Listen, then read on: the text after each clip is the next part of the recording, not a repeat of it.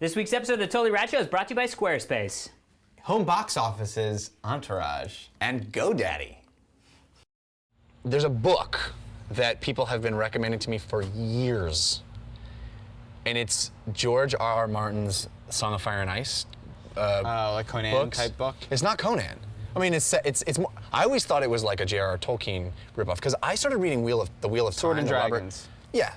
I started reading the Robert Jordan Wheel of Time series from people recommending it, and it really felt like J.R.R. Tolkien was here. Ripoff. Yeah, like I mean, I'm sure people love it, but it felt like just sort of a pale comparison to the And what's Rings. this one called? Sword and Fire and Stone? It's the Sword of Fire and Ice, or Sword. You made me mess up. It's the Song of Fire and Ice. Yes. And it's that's by Earth, Wind, and Fire, right? The first book is A Game of Thrones. And so many people had recommended it to me, but it took Brian Brushwood to finally go, dude, this is amazing. Wait a minute, so how many books are there? Because I love... Guys. What? The thing that's cool about it is it's not at all... Yeah, come here. It's Montana. I'm talking directly into your mind. Do we have time? Isn't that funny? Anyway, listen, for this week's show, please review the movies Bruno and 500 Days of Summer. Ooh, and let me know what you think of the game Overlord 2. I gotta go dig up a bone.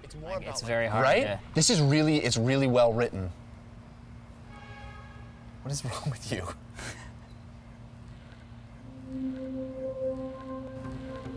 What's wrong with Dan? Three rad guys living normal lives are recruited by a team of super spies. Their missions classified, but you may surmise they battle evil by quoting movie lines. Game and TV guides are used like knives to quell the rise of demon samurais. We know it sounds contrived, but we tell no lies. It's as the name implies, the Totally Rad Show. Totally Rad Show, Totally Rad, Totally Rad Show, Totally Rad. Totally Rad Show, Totally Rad, Totally Rad Show, Totally Rad Show. Hey everybody, welcome to the Totally Rad Show, episode number 121. I'm Alex Albrecht. That's Dan Trachtenberg. That's Alex Albrecht. That's Jeffrey Canada. Wait, what happened? I got all wacky. Totally Rad Show is a weekly dose of all things rad. We go down to the local multiplex, watch every single movie and tell you which ones to see, which ones to skip. Mostly see animated fears. You kind of went off the rails. No, it became a French movie. It was subtitled. For new viewers, that's not the actual premise of the show. There probably is a podcast out there that does do that. It's a little bit like that. No, I'm saying there could be. Probably. Yeah, that's part of it. And if not, not a bad idea. Multiplex, the podcast. Dude, doing it right now. Sponsored by AMC. So we're seeing Transformers 3 times. Because it's in 3 screens. Yeah, right. We saw the IMAX version, the digital projection, the analog projection, the Sony Surround and Sega Funny Surround. idea. It's a funny idea. Speaking of seeing lots of movies. Speaking of funny ideas. Look at the ass on that guy. You're probably standing right in front of me, but that's okay. I am. That's a little sad. We're doing Bruno. We got Yes. us a Bruno background, Yes, courtesy Mr. of Sumi Faruqi? Faruqi? I'm trying. I hope I didn't butcher that too badly. Either that or it's Sumi and he's a Ferengi and he's pissed. Well, either way, he's probably pissed. All right. Well, great background though. Yeah, Love thanks for sending it in. And I'm excited to hear what you guys thought of Bruno. Segue.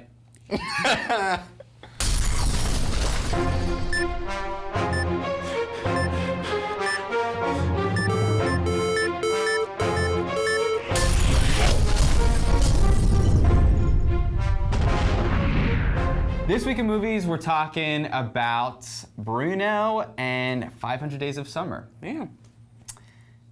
Bruno is not a sequel to Borat, but Kind of. So back in the day, Sacha Baron Cohen had a TV show in Britain and then in America called The Ali G Show. Since then, he's gone on to make a movie out of each of the characters that he's played on that show. Last year we had Borat. Did you see the Ali G movie? I did. It's very different. It's bad. It's a movie. I didn't think it was very good at all. Yeah, I agree. But Bruno was the one character that Was he Borat last year or 2 years ago? Yeah. I don't know. It was a while ago. Time ago. Because we never reviewed it on this show, so Right, it had to that's be true. more than 2 years ago. That's a good point. Good So it was point. like 3 years ago. Good point, 2.5 sir. years ago. Point taken. You win. Move on. So Bruno is this year's entry. So basically, the last character that Sacha Baron Cohen had yet to make a movie out of is Bruno, and he's basically a gay fashion ista, with his own show, and he is on a quest to be a big celebrity in America. Oh, you're trying to explain the plot? Yeah, I mean, It has a plot, however loose. He has this technique of combining scripted elements with actual reality things that happen, where he's this character interacting with a real person. That doesn't realize. Sort of like Candid Camera meets some scripted movie. Yeah. So Punked, yeah. I like how Candid Camera is the reference. that's Welcome to 1964, courtesy of Alex Albrecht. Yeah. What did you think of Bruno? Bruno? Not a huge fan of Borat. I liked Borat. I just, for me, that humor, which is my problem with the Ali G show. I love the humor when I can sort of let myself not feel like nervous and like that, like, they don't know it, and I know this is funny, but there's a lot of suspense in this movie for it not being a suspense film. Well, so here's the thing, and this is what I locked into with Bruno, or with Borat. There was a lot of uncomfortable humor. 90% of the humor was uncomfortable. You know, in that, like, oh my God, is he gonna get out of this situation alive? Right. And those poor people that he's completely making look like assholes. Right. I actually was surprised at how little of that there was in this movie. It was sort of more like a scripted comedy, you know what I mean? And maybe it was because it was sort of a little bit more outlandish, or I think inevitably I enjoyed the movie. I thought it was really funny at parts. There were times that it got a little boring. I think that the character of the sort of like stereotypical, overly effeminate gay guy is like so like 1984 that I felt like it wasn't anything new to me, and so it kind of lost its luster. Like Borat was like the strangest thing you've ever seen. I'd never seen anything like it. The character was so like the character could just stand there and say something and it was funny. With Bruno, it was like you had to have a joke in there. You know what I mean? Like Borat could say like, "Oh, this is the door," and you're like, "Oh, geez, why? That's not a door." But Bruno, This there one's had more to the be back door. Yeah, right. But Bruno, there had to be a joke, like a written joke or a cleverly put joke, because the character itself wasn't. But I inevitably enjoyed it and thought it was funny. Astute point. I agree, a very astute point. I like the movie. Is it funny? Yes, it's very, very funny. Is it outrageous and subversive? Absolutely.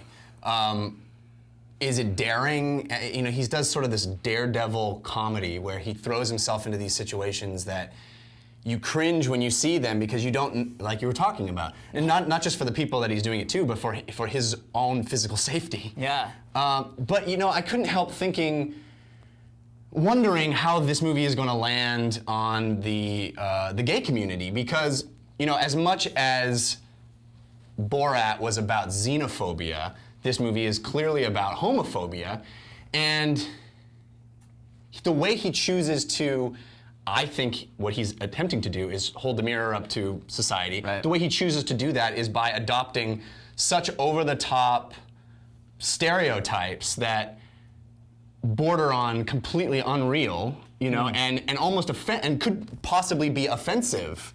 That there was a part of me that as I was laughing, I was cringing at the just over-the-top sexual stuff. Mm-hmm. Not because it's sexual and ooh, prudish, but just like treading that territory so much. Yeah. Where the movie flies for me is when you get like that extended casting sequence for the baby, where you get these people saying these things that you can't believe are coming out of human beings' mouths. Yeah. That's where this comedy, I think, flies so well. And Mexican chairs had me at hello.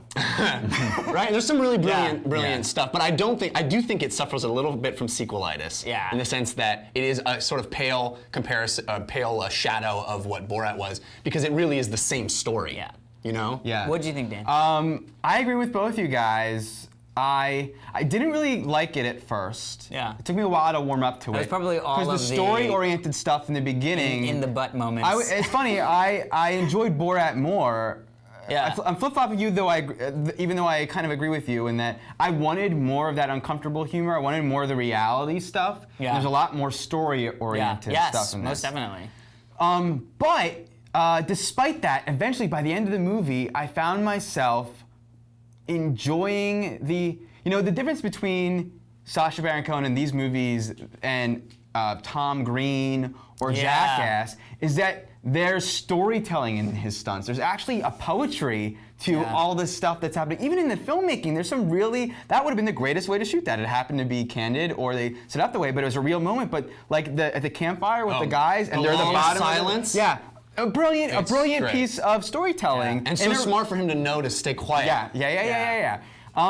So I ended up really loving the profound statement that at the end of the movie, I was like, holy crap. This is actually kind of good. Because at the end, it retreats a little bit back from the sex stuff, and it's just a vision of love between two men, and that is what is the most interesting thing. I want to say I something agree. before we move on to the next film. I want to say something because I think we take for granted in this room being cognizant of how movies are made and all those things, and I think a lot of people, we have an opportunity to inform some people about the way this kind of thing is made. You mean like our show? You mean here? the sort of trickery? The Is trickery that that's involved? it's some reality. What we don't. This isn't a documentary. It's not a documentary, No. and it's not completely fabricated. So anyone who says, "Oh, that shit's all scripted," they're lying. Anyone who says, "No, it's totally real," is lying. Like it really is a combination of both. So you have to accept it that way. And we don't know, like you referenced the baby people. We don't know if those people were told in the beginning, "This guy's kind of crazy. Right. Just Just whatever go you do, with say, it, just go yeah. with it." And that puts you in.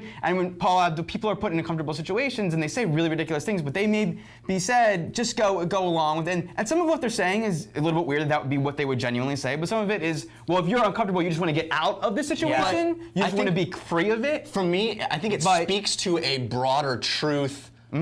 I agree. Of what the, I totally what is agree. being said, even if those people don't mean it exactly how it comes across, what is being said lands in a specific way. I agree. Yeah. So there you go. Moving on.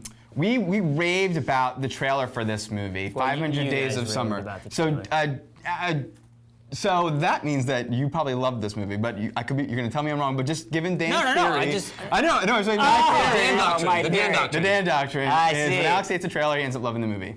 Epic. So 500 Days of Summer comes from music video director Mark Webb. Now the interesting thing about this guy is that a lot of times when we talk about the music video directors like Spike Jonze and Michel Gondry, these are guys who Bilbo changed Baggins, all those. Yeah. changed the face of music videos. They really set the standard, and then they became movie directors. I mean, really aggressively stylistic movies that affect filmmaking.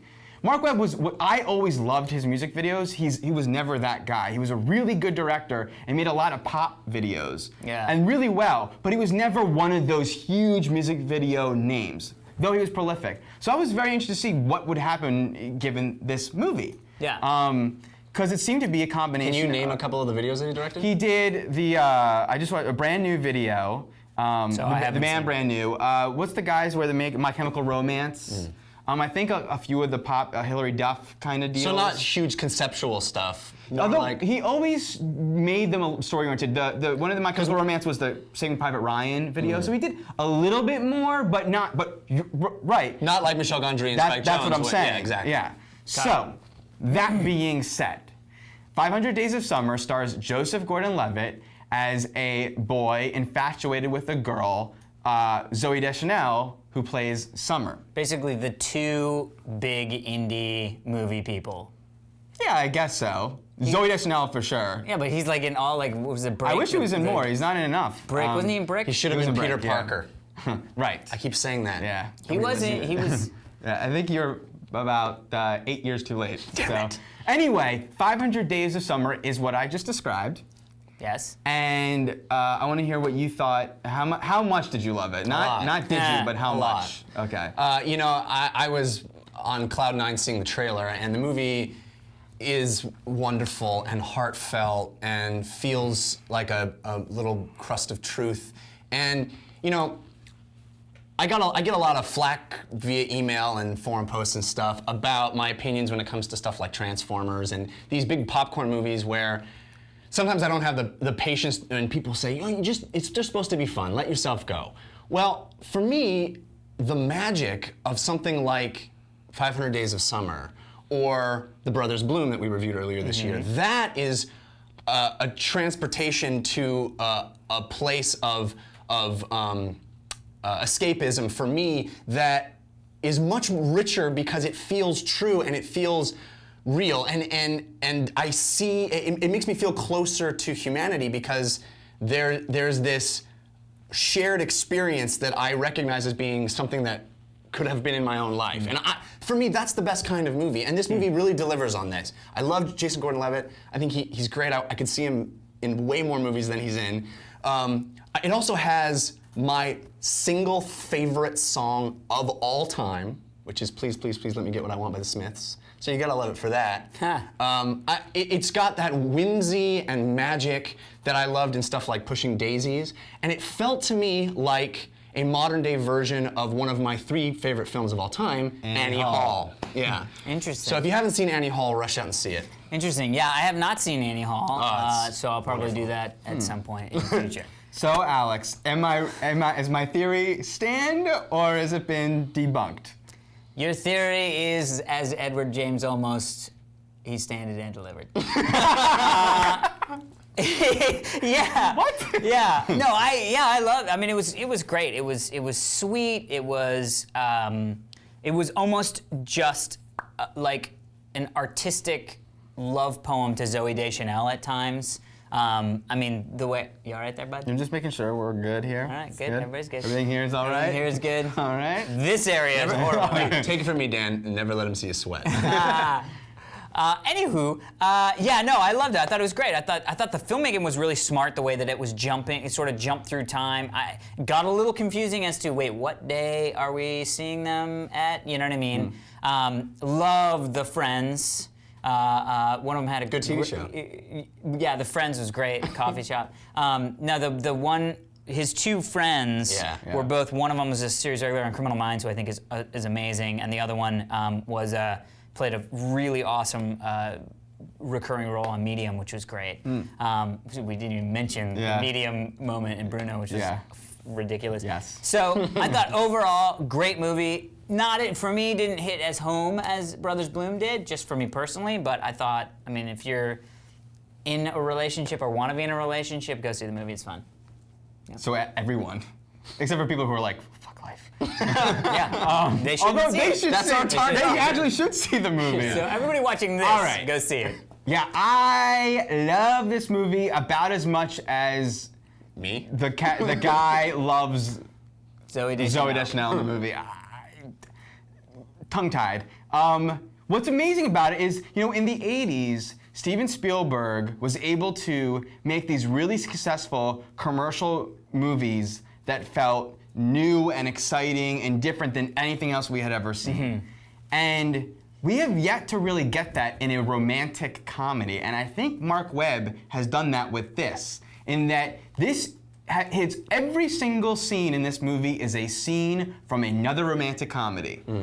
This is you take the girls. Please cut a more commercial trailer for this movie so people go see it. Because the girls? Because the chicks will go running to go see the proposal, like the lake cat, whatever. This is that movie. But guess You know what it is? dudes? It's Garden State, It's too. so much better than that. Yeah. In addition to being that and giving you that, it also gives you these really.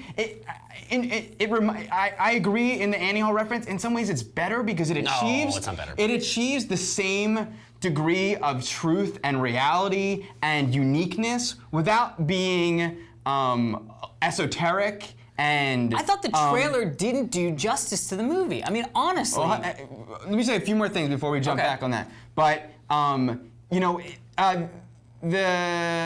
thing, esoteric, and also a lot of the independent films become more real because they're so negative. And this movie was never negative. This movie was always so hopeful, but in a very truthful way. And I agree, the whole movie was, yes, that's so me, yes, that's so me. And I feel like everyone going to see the movie will be like, that's so me. And I want to say too that Zooey Deschanel in this movie, she is constantly cast as this role. Yeah. And she has never, I don't know if it was the director or the writing or she stepped up to the plate, but she makes all the other times that she's played this character look like jokes compared to this was, Like a I warm-up. think, yeah, a warm-up. Amazing. Yeah. So And you you know, know, it made me want to go home. The trailer. It made me want to go home and watch The Graduate too. Oh, that's funny. Yeah, to me, the trailer just doesn't do it justice because there's so many parts, like the little part with the bird, sort of from the like zippity doo dah moment. yeah. It doesn't make sense in the trailer. It makes 100% sense in the movie. And so when I saw that in the trailer, I was like, oh god, this is gonna be so weird and esoteric. Great I'm not soundtrack like too. it. Great soundtrack. Great soundtrack. 500 Days of Summer, drive, don't walk or run.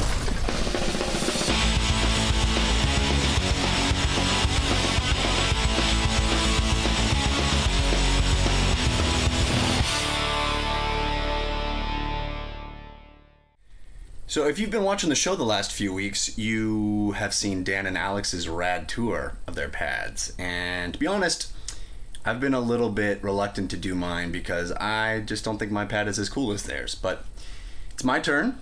So I got the camera and I'm gonna see if we can uncover any rad stuff in the old Casa de Canata. Okay, first up is the bookshelf, because I think you learn a lot about someone by looking at the books on their shelf. So let's take a gander at what we've got. Look at the Shakespeare bust on my bookshelf. Some plays, Watchmen, of course. All the Harry Potter books. Yes, yes, guilty as charged. Next shelf down is my trade paperbacks from in comics. So I got a lot of hardcovers, Absolute Authority there, which I paid a pretty penny for. We got Alias, if it's a book maybe you haven't checked out, you should. It's not based on the show. This is cool. Let's see if I can show you. This is Green Lantern Rebirth by Jeff Johns, and it is signed by Jeff Johns. Merry Christmas to Jeff by Jeff Johns. A buddy of mine worked for him and got him to sign it for a Christmas present, which is super cool. I'm not good on the camera work. I wish I had a cameraman. I'm sure we're gonna get lots of complaints about the shaky cam, but that's all right. We'll press on. You can see lots of comics. I used to collect Cinefex magazine back when I used to think I wanted to be a special effects artist. This is a really awesome magazine if you're into the technicality of special effects. And I have a lot of vintage ones somewhere in a box somewhere, based on Star Wars and stuff.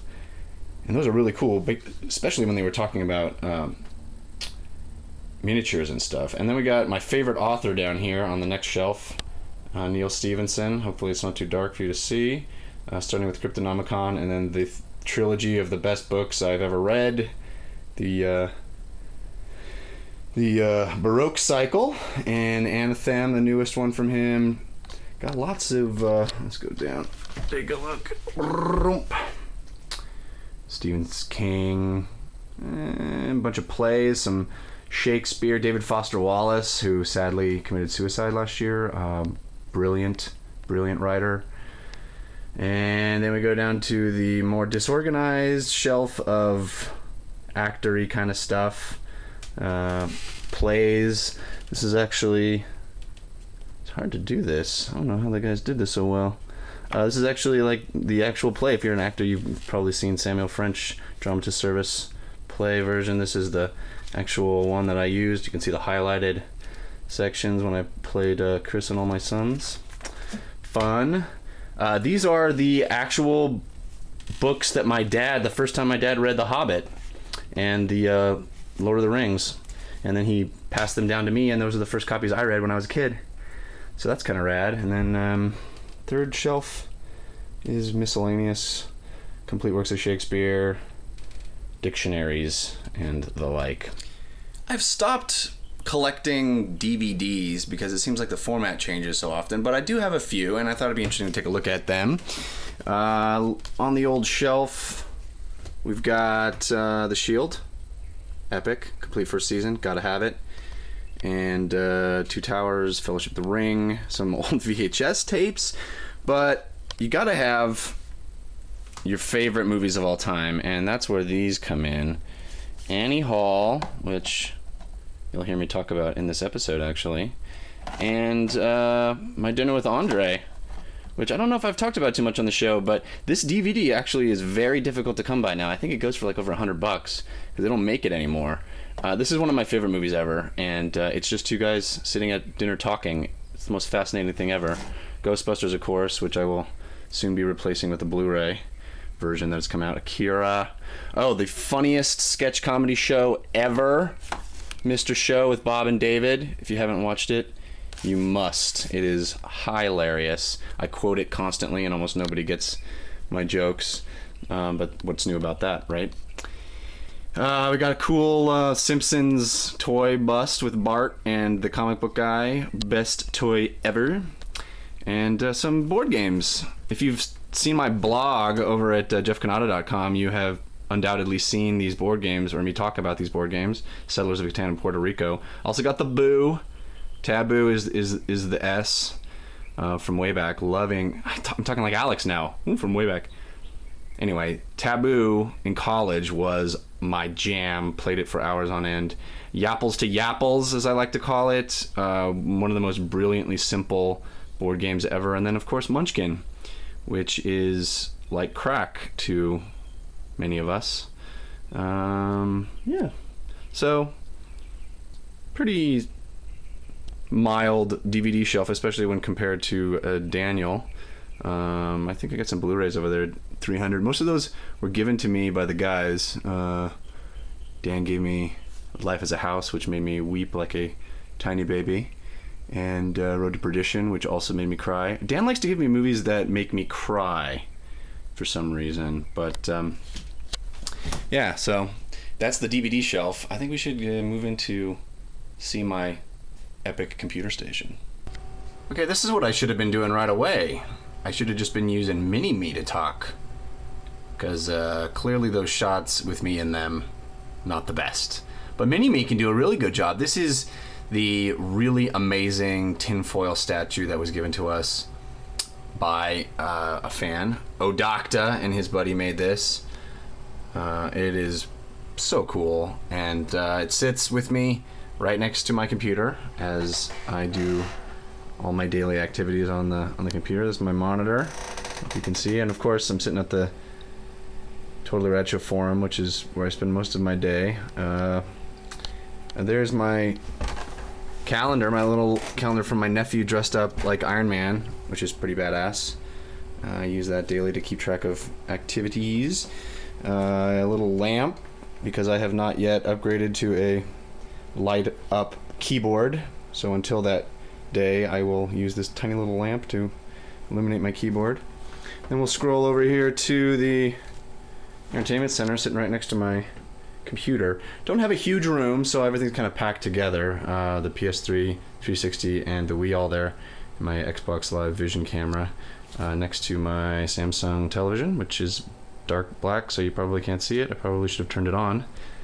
But and then that's sitting atop a dresser, the top drawer of which is my entertainment dresser drawer. And I don't keep every game. I'm pretty selective on the games that I actually hang on to, so I would guess most of the ones in here, I haven't really looked, but I guess most of the ones in here are pretty important, or I deem them to be good.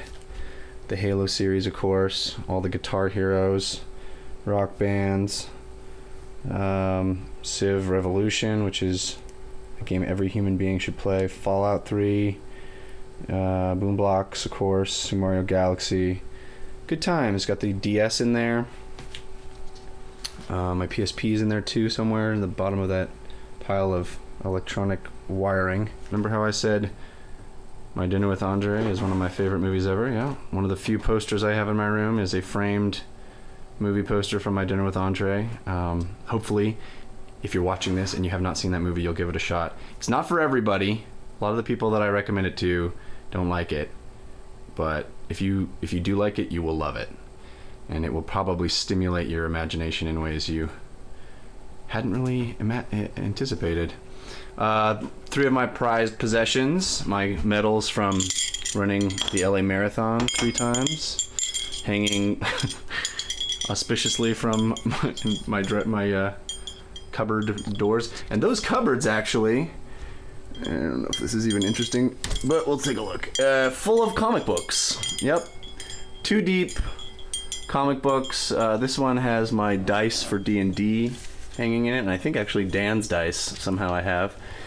D&D in our cool pouches like we were some sort of hobbits. Yeah, comic book boxes chock full of the floppy issues, bagged and boarded as per my anal ways.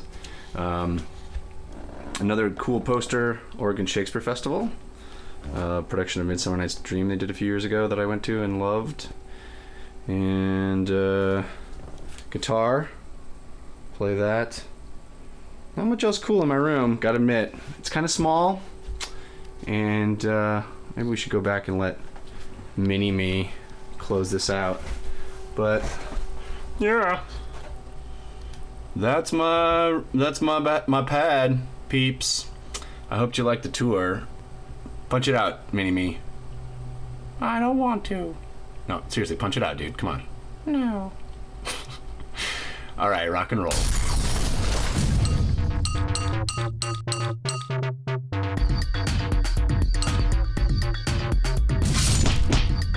Video games!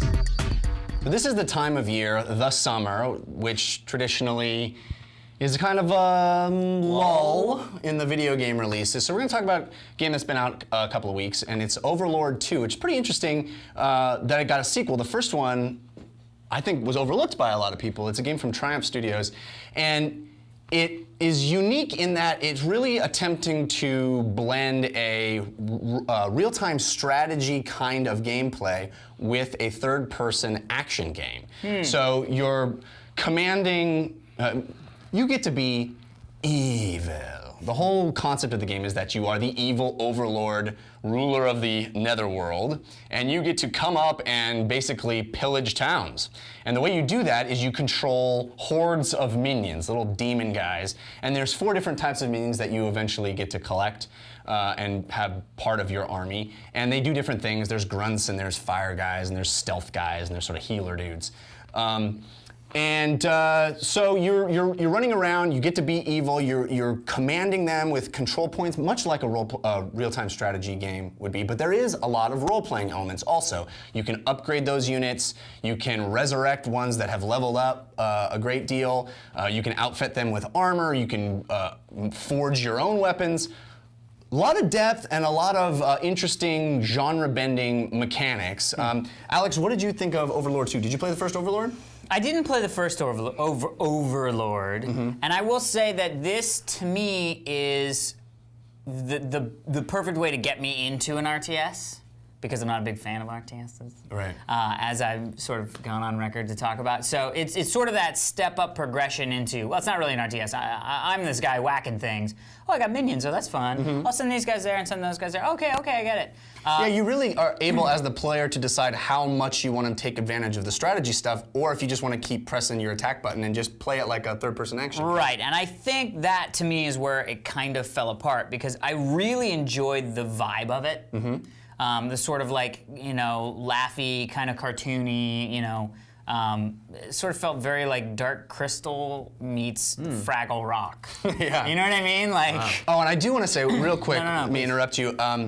This game is written by Rhianna Pratchett, who also wrote Mirror's Edge, and we were notoriously very harsh on the writing of Mirror's Edge, and she was kind enough to write in and explain a little bit of how that process works. And I have to say, this is, I think, very funny, well-written game. Yeah. And So that to me, Rihanna, thank you and good work. So I definitely enjoyed I said good day. the vibe. I said, and stop, whatever you do. No, it's great. No, because I definitely enjoyed the story. I definitely enjoyed the vibe of it, like that Dark Crystal meets Fraggle Rock kind of thing with a little bit of Gremlins sprinkled in. Sure. That said, for me, the gameplay got a little boring. At first, I was like, I think I might be in love with this. You know, it's very World of Warcraft in a way. You know, having minions or having sending your Voidwalker out as a warlock or a cat as a hunter.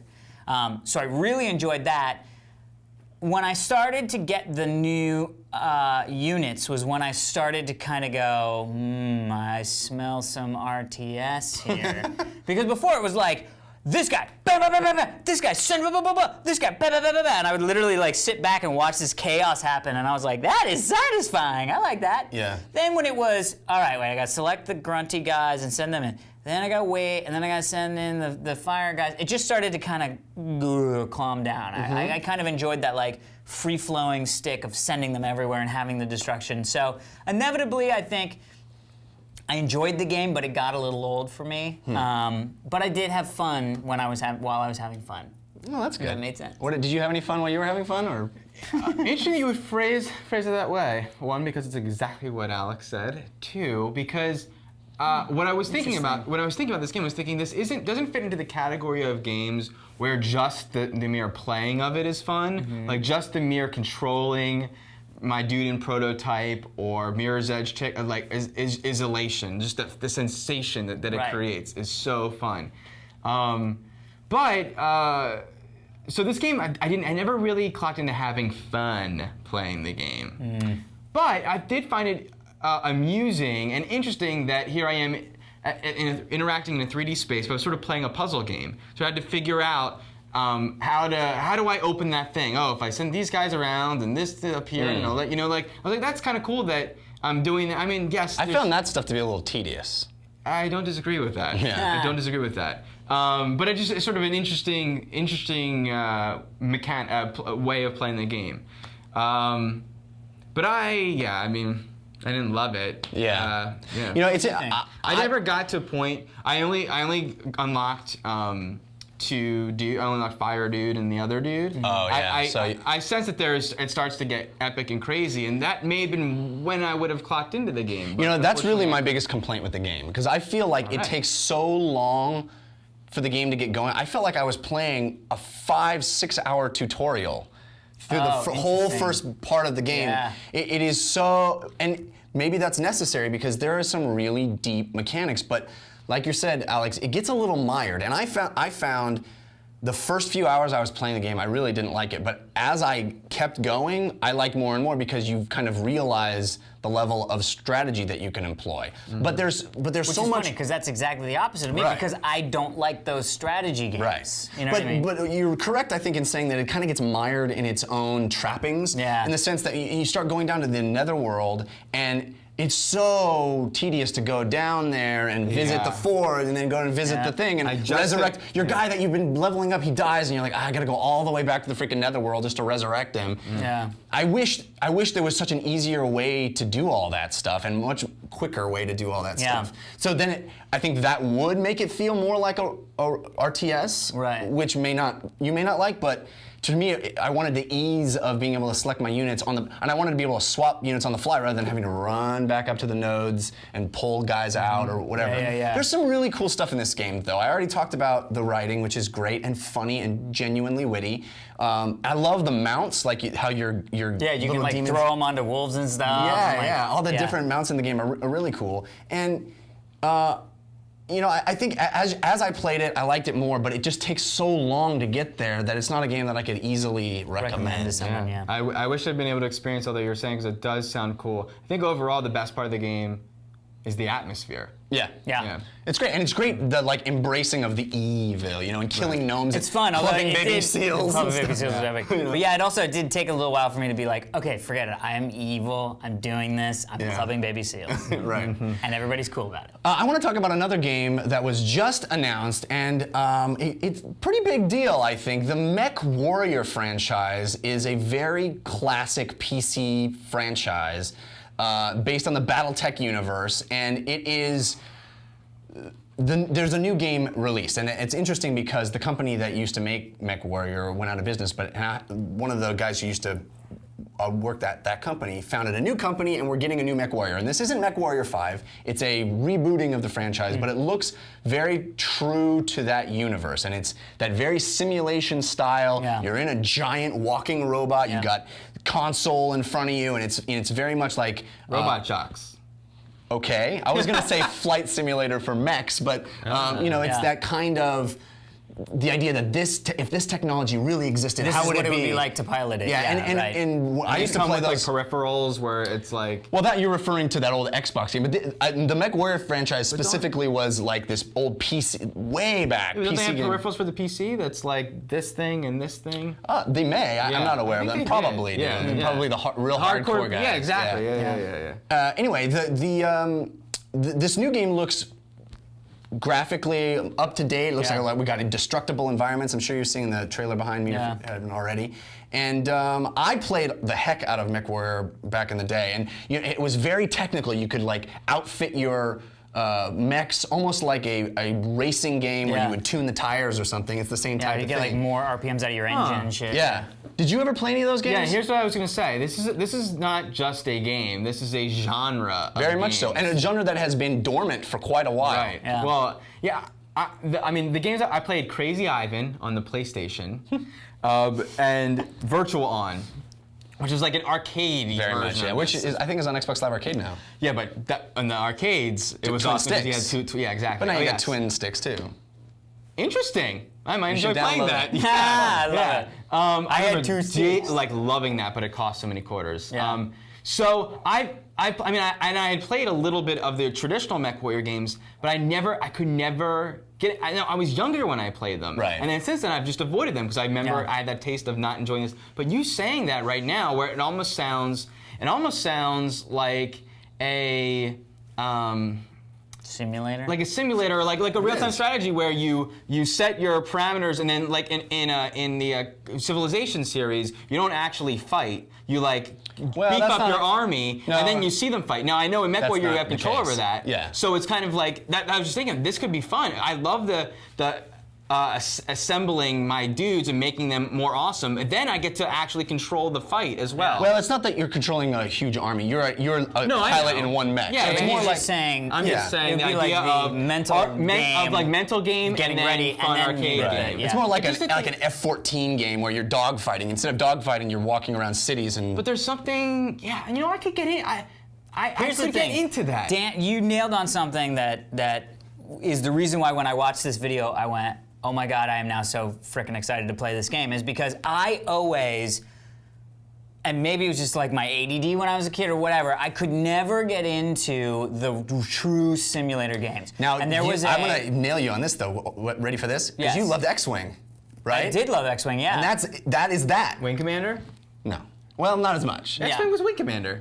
It was more that trying to be like a simulator. But that was the one, and I think it was because of the Star Wars-ness of it that I could get behind it. Okay. But because I saw my friend did the sub game where you were like down in a sub, there wasn't even a win, and I was like, how do you see the guys that you're fighting? And they were like, well, it's a sub. You like see them on the thing, and I was like, But every time I would see him playing, it was like Silent so Runner intense. or whatever yeah, it was called. It was like so intense, and I was like, holy crap! And I always wanted to get into that, like, Totally. it's the strategy of preparing and then executing, and for some reason now I saw this and I was like, I think I might have reached an age where I can go back and actually, like, tune it up, get ready. Plus, I like the fact that we're getting a mech game that it seems like the mech genre moved to the Twitch side. Sure. With, like, the Xbox game, that Yeah. was, like, the mech Xbox game. Yeah, what was that called? The can't one from remember. the guys that did. But it was all, like, scooting around and jumping your jump pack and shooting, Gundam? like... No. No, but Gundam's another great example. So like, it's gonna be cool to see What's what that this called? like. Mike's putting it up. It's fine. I think it's just called Mech. No, it's MechWarrior? like, no, it's Mech Attack. it doesn't. It's already. Machinations. I'm excited about this game also, and the one thing that I'm really excited about, I went back when this announcement happened, a couple of the sites put up videos of MechWarrior 4, and I remember it being so much better looking than it actually is. yeah. I look at that thing and I'm like, really? Oh, that's what it looked like? But in my mind, it was so authentic, and now it really does look authentic, and the destructibility of the city that you're walking around in, to me, that sells it. the feeling of being in a giant robot is so much cooler when you can just bump into a building, giant and it like skyscraper. falls down, and some guy's like, "Oh Jesus!" Yeah. Now, so this looks really let cool. me just throw out to you guys, because you said this one's reinventing. They're rebooting the series, supposedly. They're saying it's right. not a sequel. But I feel like, would not it be awesome Maybe it would not for be. they would to make a mech game that is like Gears of War, except you're not slamming up against a little thing, you're slamming up against a building. You know, like really have the agility of a third-person action or a first-person shooter, but in scale? a That could be cool. massive. That could be I think that is interesting. kind of like that Xbox game whose name escapes both of us at the Yeah, moment. Oh, is that? It's very much more that. Arcadey? More like. and then the definitely sequel arcadey. came out, and you could like jack. It added where you could get Sometimes out those and games then are jack like, other mechs. yeah, but you go up and you shoot, and it's like they're not actually good on their own. They're only cool because they're mechs, and it's like make a fucking rat. Excuse my French today, folks. You're the man. Hey, man. Make a You're the man rad now, dog. third-person action game, and I'm in a mech, as opposed to it's cool because it's a mech. Yeah. Okay. Also, I cracked it. There you go. Right back in. They're saying 4-player co-op campaign mode. I'm in. Interesting. That's what they're saying. Interesting. Dude, get in your fast one. I got the big ones. So before we get to our email, we do want to thank our sponsors, such lovely sponsors as Squarespace.com. If you haven't heard about Squarespace.com, get out haven't from watched our under show. the rock that you are living in. They are amazing. Awesome web hosting combined with the best WYSIWYG editor for online web editing I've ever seen in my life. They're coming out with tons of new features. I think they have a big chunk of new features coming out, I think July 25th. Don't quote me on that, though I will be quoted on that. But we love the guys over at Squarespace. They did AlexAlbrecht.com, obviously the award-winning and life-saving JeffreyCanada.com. Yeah, they did. You know, it's funny because I just got a couple of emails from people who are like, dude, your site's so awesome. How did you get it done? I was like, I guess you haven't been watching the latest episodes of the show because it's all done on Squarespace. Yeah, amazing. And I know Dan has heard this, but Alex, that's You've why heard this? I'll tell you because craziest thing this week, Cat Fancy magazine named my website the most adorable kitten of 2009. That's unbelievable. Can you believe that? That seems logically impossible, but Because it that's has how Cat a Fancy very is. luscious coat. Oh, it's interesting. Yeah. And that All code because was of supplied by Squarespace. Squarespace. So if you want to get your website for your business or your blog Running gag! set up, head over to Squarespace.com. My comic timing is not as effective as you guys. Not like this. Ooh. Ooh. Oh, wait. Ooh. Also, when you check out, use the coupon code TRS when you check out, and you will save literally 10% off the entire lifetime of your website. It's a long, long time. Amazing. Love Even them. in cat years. Love them. Dan. We also have to tell you guys about Entourage, HBO's Entourage. Yep. Awesome show. When's it come out? When's it premiering? Probably. Is it just it just Sunday? happened? It just happened? A couple of days before this, so I have just watched it and probably loved it. Hopefully. Amazing. I'm sure I did. But they have this really cool Make a Friend Famous app on Facebook. Whoa. So basically, what you do is, since Entourage is all about Vinny Chase and Agents his and- friends yeah. becoming famous along with him. A Make a Friend Famous app, you basically, you are the agent and your friend is a client. And you try to help them become And you try famous? and help them become famous. So if you go to the link that is right below here and download and put the app on your Facebook, then you upload pictures, you write a bio, blah-de-dee-blue, things like that. Basically, you can win a trip to Los Angeles to see the billboard that they make of you and your buddy. Whoa. That's cool. We should The join. Los Angeles? We should go to that city. And Wait. we decided to make one for our producer, Mike. I love it. So you can see that. So we're trying to get him link famous. and behind us, I guess, probably. And also, we were going to go to the premiere, but it turned out that I had to do a panel at NATP, Right. NATP, which is like the National Association of Television Producers and Executives, I think. Also, very Something like annoying. that. Something. It's also very bad because everybody mispronounces it, so that's why we don't have any footage of us partying because we went to a panel. I was going to attempt a tiny gnat urination joke, but I aborted it mid-utterance. Amazing. Guess what? You just birthed that. Yeah. That was a miscarry. All right, that's too far. Okay, let's go on. On to GoDaddy.com, which is awesome. awesome everything web at GoDaddy. I'll let you sing the song yourselves. It is the place to go for your domain names. It's where about my domain names. It's where about my domain names. It's your place to go for web hosting. They have you covered. They got these awesome apps that are free that let you like squeeze every last ounce of functionality out of your web stuff. And I say this every time, but it bears repeating. My favorite thing is the awesome customer service. They make sure. And we're sued. I think that was under. Just a little too long. Oh, dang it. Anyway, check out GoDaddy.com, and we got great deals because you watch Revision 3 shows. You can go to revision3.com/GoDaddy and see all the different kinds of deals, one to suit your needs. I highly recommend the ones that end in TRS because then Begin with TRS? TRS one? they start and end with TRS. All right, and numbers. Yes. So do that and live long and Prosper. We're just getting sued left, right, and sideways. Also, Happy birthday. no, stop. That one, you will get sued for that one. Also, we do want to say my good dear friend from way back on the Screensavers, Robert Heron, who is one of my favorite people on the planet, has a new show on Revision 3. with another one of the coolest guys on the Robert planet. and Patrick are back. Patrick Norton. They are Team Awesome World Police again. They are covering everything HD over on the new Revision 3 show, HD Nation, which also comes out on Tuesdays. Yeah. So check them out. They're covering basically everything that you can cover HD, and those guys know their stuff. Robert is Definitely one. could have used Robert- that show when I was trying to figure out what TV to get. Yeah. You know what? I'll give you Robert's email. Just email him. It's the best thing to do. Well, Seriously. Now I've bought it. But I'd love to email. No, email him, and then he'll be like, ooh. All right, let's get to the email because Let's get to our email. Speaking of show is- emailing him, hey guys, I'm 23 and I found out just the other week that I have Asperger's syndrome. It's a social disorder and a focus disorder to do with high IQ. Congrats on that. All wrapped up with a little fidgety bow. Amazing. You guys are the thing that my counselor is proud of, as I can watch you guys for hours. So thank you for all the work you do. Well, I'm glad That is so cool. I'm glad that we were that droll that you don't have to get fidgety watching us. It's just because we're so fidgety. He's like, I don't want to look I like know, he's those like, guys. those guys are going crazy. My family and I sit around and watch you totally rad dudes every week. So my question is to you, is there anything that you guys do with your family all the time, not holidays or birthdays and stuff like that? If you could read this out, my mum would be stoked. Hello, mum. I hope she's very you're stoked.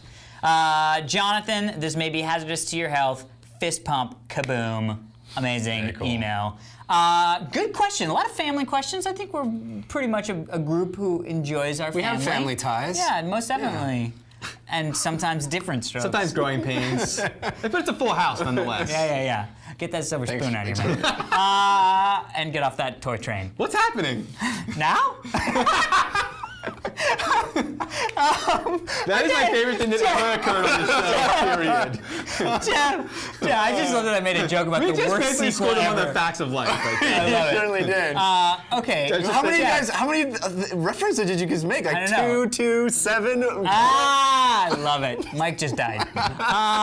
So, Jeff. Yeah. You do things with the family. You know, we're grown adults now. We don't get to see our families as much as we would like. But I was quite lucky well, enough I last wouldn't say weekend that, to go up north and visit my family for the 4th of July weekend. That's cool. And I did the thing, I may have mentioned it before on the show, the thing that was always our family vacation, which was water skiing. That's so cool. And I was really proud. I Twittered this also, but You actually got up on the skis. well, I can freaking get up on the skis. Yeah, Come on. yeah, I like But my mom and dad, my mom turned 60 and my dad just about to turn 65. Nice. Also, slalom skiing, Nice. rocking it. I was like, dude, that's my future, and I'm very proud to come from such. Love it. So Stock. water skiing. Hardy stock. Good hardy stock. What about you? Like Any Campbell water soup skiing? condensed stock Yeah. right there. I think you just insulted my family. No, he said it's I sweet insulted like the it doesn't Campbell have- family. Insulted the Campbell family. You know Sorry, what we Meg. did? I was very young when we used to have these annual camping trips. Not tent camping, but getting in a camper, which I now learn is a RV? trailer. Yeah, an RV. Yeah. And I was, like I said, I was very young, so I remember a few things. One, not being allowed on the bunk, there was like the Uber bunk. the Uber bunk. Yep. Then being allowed to go on it and being so terrified that I didn't go on it because I didn't want to fall off in my sleep. Yeah. Learning how to play Othello, Oh, yeah. the board game, Oh, and hearing for the first time and singing incessantly American Pie. Nice. Don McClellan. Don McLean. Don McLean. McLean. Or Don McClellan. American Pie. Good Anyway. times. Good times. We did that. Yeah, you know. Just imagine little Dan playing Othello and singing American Pie. Nothing more American. And looking up that top like I want to be up there, but I don't. I love it. Yeah, this might fall under the holiday thing, but my family all sort of centered around San Diego and sort of stayed around San Diego for the most part. I mean, a lot of the people, I guess we just sort of went back because my grandparents were there, but every summer when I was a kid, we would go, like all the family units from around the world would all converge onto La Jolla, California for like 2 weeks. So that was always like a big deal. We would get together with the family. Go down to the beach and stuff? We'd go down to the beach, we'd boogie board, body surf. That was the place where I had Taco Bell. I didn't think Taco Bell existed except in San Diego, which was the best thing ever. And then when I ate it in Virginia, I was like, it's not as good. It's funny, I always think of you as such an East Coast guy, but you definitely had that West Coast experience growing up. Most definitely. I mean, literally every summer we were down in San Diego doing the summer stuff. But we also, my family was very sort of theatrical. So that you would also play Othello, but in a completely different way. Seriously, we sat down one summer and all got parts and read Hamlet out loud. And when I was a kid, and I was like, I don't even know what's going on. Oh, I'm up. Et tu? Wrong play. So we did a lot of stuff over the summer, which I mean was super great, and we sort of still do now that I'm here and my parents are down there. So. Awesome. You know what I wish we had done with our families that people are now doing? Categories. I did that. Geocaching. Geocaching. Jeff had the grand idea of forming a metaphorical guild. A geocaching alliance? Yeah, I think it seems like it's really getting tons of feedback of people that are trying it for the first time because they saw us do it. And I think it would be awesome to form a guild so that when you see a cache and you know somebody else has been in the guild because they sign it, like TRS perhaps. Yeah, So TRS and your If you're caching name. and you're caching for the first time because of us, put your name. Or you want to be part of our and guild. dash TRS. Or if you're a long-time cacher and you want to be part of this awesome guild. Right. I don't want to take them if they're already in another guild. I don't want them to insult There's no anyone. guilds. I think we just come up with the idea people of have guild. teams. They have teams. Yeah. See, teams are guilds. I don't want to insult the Different team. Guild is larger than a team. Anyway. Well, thank you very much, Jonathan, for the email, and Mum. I hope, Jonathan Mum, I hope that you are stoked, as it were. If you'd like to have your email read on the show, please feel free to send it to fans@totallyradshow.com. That's also you would send us a background like Sumi did. I hope Yes. we mispronounced that name wildly Appropriately. wrong. But yes, that's where you send it. You can also download this background for your very own at totallyradshow.com, and you can download our logo so you can make a background. Also, make us a mission video. Check our website, totallyradshow.com/missions, and see yourself at the beginning of our episode. Which is always rocking. Next week, movies Harry Potter. Harry Potter. Hello. Speaking of movies, and we're about to tell you about Comic-Con. There's a little site you may have heard of called slashfilm.com. Super awesome. Where we see all of our trailers, all of our movie news. Yep. There's been tons of movie news. We never get to talk about it on the show anymore because this summer we're always reviewing 2 movies. Yeah. So There's a all lot the of news that we news used to coming talk out, yeah. about, and you're missing your fix. For some reason, you were coming to us for that news when you could just go to slashfilm.com. And then come to us. And then come listen to Here So Pine. Also, Comic-Con people, we are going to be doing our live show / Q&A panel 7:15 at room 7AB on Friday night. And then immediately following, we're going to have a party, Revision 3 meetup synergy thing. I think Jinx is going to be there. To be announced location-wise. Location-wise, but it will be stick after tuned.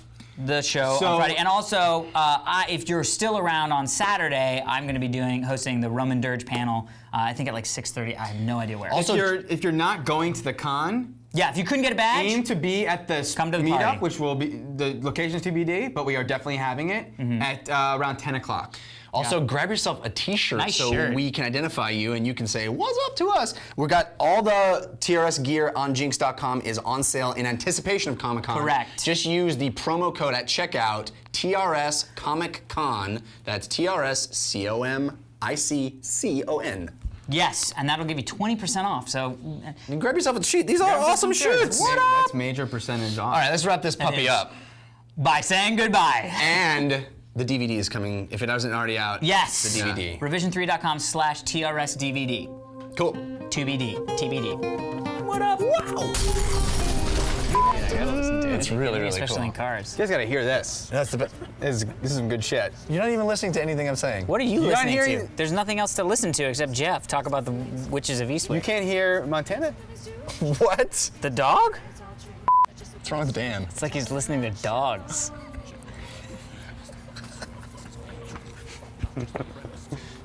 I said the thing that you're doing. This is the part where So we Dan looks like this through the whole. Yeah, like this. Huh? Who said what? Facebook. And we're back! All right, here we go. Ready?